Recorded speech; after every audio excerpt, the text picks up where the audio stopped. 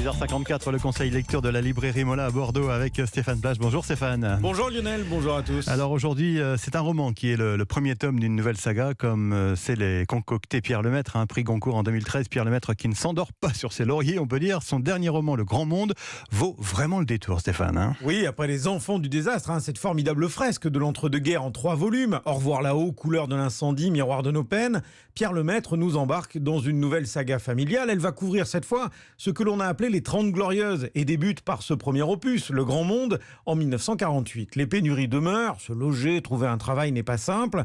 C'est dans ce contexte que l'on découvre les pelletiers à Beyrouth. La savonnerie florissante créée par le père n'intéresse guère les enfants qui quittent le nid les uns après les autres. L'aîné s'en va à Paris avec sa femme, une espèce de mégère méchante et ambitieuse, avec ses tourments aussi, je n'en dis pas plus, tout comme son frère François qui monte à ses parents puisqu'il se garde bien de leur expliquer qu'il devient journaliste de faits divers. Et puis, il y a Étienne qui va rejoindre son ami, soldat engagé dans la guerre en Indochine et qui, à Saïgon, va mesurer l'ampleur du trafic de piastres avec un énorme scandale politico-financier à la clé. Enfin, il y a la petite sœur de ces trois-là, Hélène, qui à son tour va s'émanciper de la tutelle parentale. Ce sont ces trajectoires que suit le lecteur, sens du suspense, écriture rythmée, bref, tout ce qui fait le style et le talent de Lemaitre. De la première à la dernière page, un régal. Sixtine de Beaufort est libraire chez Mola. C'est le roman d'une famille avec des enfants extrêmement différents où chacun va mener ses aventures et chacune de ces aventures va être en fait le reflet d'une époque, de l'après-Seconde Guerre mondiale,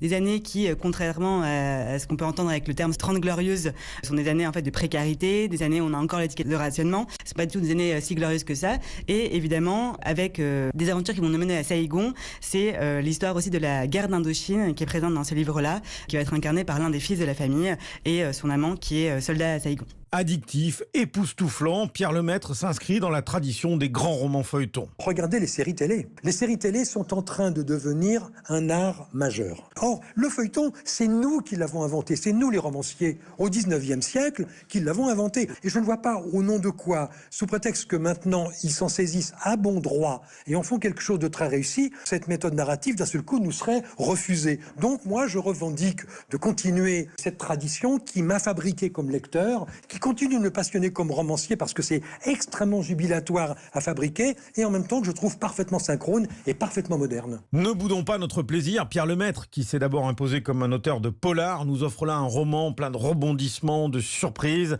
et l'on attend avec impatience la suite. Nous aussi, Le Grand Monde de Pierre Lemaitre paru chez Calman Lévy. Merci Stéphane Plage, à tout à l'heure. À suivre la météo d'Anthony.